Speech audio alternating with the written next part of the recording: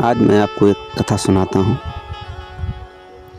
एक गांव में एक बहुत ही पुजारी व्यक्ति रहता था।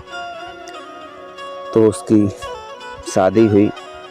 शादी से पहले उसकी बीवी ने उससे एक शर्त रखी कि यदि तुम रोज 1000 संतों को भोजन कराओगे तो ही मैं तुमसे शादी करूँगी। तो उस व्यक्ति ने कहा, ठीक है, मैं रोज 1000 साधु संतों को भोजन कराऊंगा। तो उनकी शादी हो गई। उस व्यक्ति के पास बहुत धन था, तो उसने भोजन कराना शुरू किया। किसी दिन 1000 हो आ जाते, किसी दिन 1200, 1500, जितने संत आ जाते हैं सभी को वो भोजन कराता है। धीरे धीरे उसके पास से धन खत्म हो गया। तो लोग जानते थे कि हाँ, ये धनवान है, इसके पास धन है। तो उसने लोगों से उधार लेना शुरू कर दिया। उधार लेता गया। जब उनको उधार लौटाया नहीं तो लोगों ने उनको, उस संत को जो भोजन कराया करता था उसको, तो लोगों ने उसको पैसे ही देने बंद कर दिए। अब वो बहुत चिंतित कि अब हम कहाँ से 1000 साधुओं को भोजन कराएंगे। तो उसने चोरी करना शुरू कर दिया। वो धन की चोरी नहीं करता था, वो सिर्फ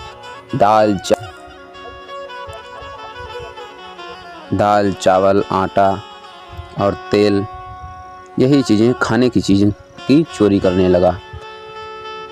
अब लोग बहुत परेशान, अरे हमारे यहाँ से ये गायब हो गया, ये गायब हो गया, ये गायब हो गया।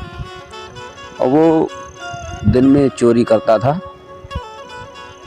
और रात में भी चोरी करता था, दोनों टाइम चोरी करता था।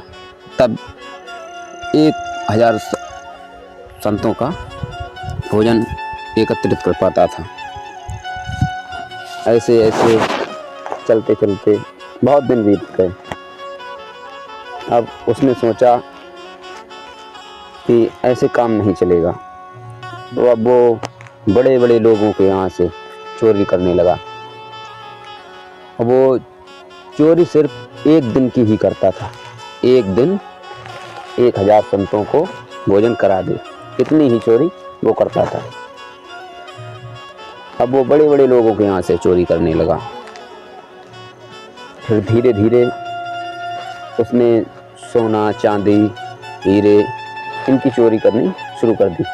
लेकिन वो एक भी पैसा अपने प्रयोग में नहीं लेता था, अपने लिए, अपनी बीवी के लिए यूज नहीं करता था।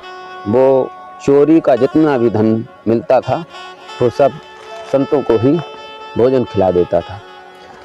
तो उसके ऊपर भगवान बहुत प्रसन्न हुए कि अरे, ये चोरी भी करता है फिर भी संतों को ही खिला देता है। तो एक दिन भगवान ने सोचा कि मैं अपने भक्त को दर्शन जरूर दूंगा। तो उन्होंने अपना रूप बदला, बड़ी बड़ी मूछें, कपड़े बदल लिए और सोने के माला, सोने की 10 उंगलियों में अंगूठी, सोने की जूती, सोने का बेंट, वो जो बुजुर्ग लोग लेकर लाठी चलते हैं वही बेंट सोने का लेकर चले। तो माता लक्ष्मी ने रोक लिया, कहाँ जा रहे हो? तो उन्होंने बताया कि आज मैं अपने एक भक्त से मिलने जा रहा हूँ। माता लक्ष्मी ने कहा, मैं भी चलूँगी। कहा, चलो। माता लक्ष्मी को भी लेकर वो चल दिए। तो वो भक्त एक जंगल में बैठा था कि कोई मिल जाए, उसको लूट लें और 1000 संतों का भोजन का काम हो जाए। तो उसने देखा कि अरे, एक सेठ आ रहा है। उसे ये नहीं पता था ये भगवान है। भगवान ने सेठ का रूप धारण किया। उसे ये नहीं पता था कि भगवान है। तो भगवान आ रहे थे पीछे पीछे लक्ष्मी माँ। तो उसने देखा कि अरे ये सेठ आ रहा है। जब वो थोड़ा पास आया तो अब इसने देखा कि अरे इसके पास हीरों का माला है, सोने के जूते हैं, सोने का बेंट है। तो कहा ये आज तो 1 साल का काम हो जाएगा। और जब लक्ष्मी माँ को देखा तो उसने कहा अरे ये 1 साल का नहीं, ये 10 साल का काम हो जाएगा। इतना धन लेकर के मैं 10 साल 1000 संतों को भोजन करा सकता हूँ। आज तो इनको छोड़ूंगा ही नहीं। तो भगवान उसके पास आए तो उसने रोका, कहा राधे राधे। भगवान ने कहा क्या राधे राधे लगा रखा है?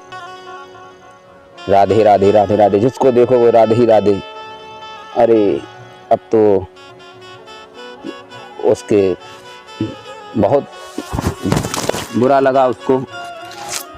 अरे अब उसको बहुत बुरा लगा कि भगवान का नाम लेने में इसको तकलीफ है।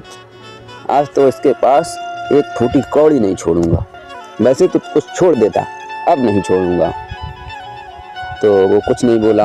उसने कहा कहाँ जा रहे हो? तो कहा कि मैं शहर जा रहा हूँ। भगवान ने कहा मैं शहर जा रहा हूँ। तो भगवान ने कहा कि यहाँ इस गांव में एक आदमी रहता है, वो बहुत बड़ा चोर है, बहुत डकैत है। तो उस भगवान ने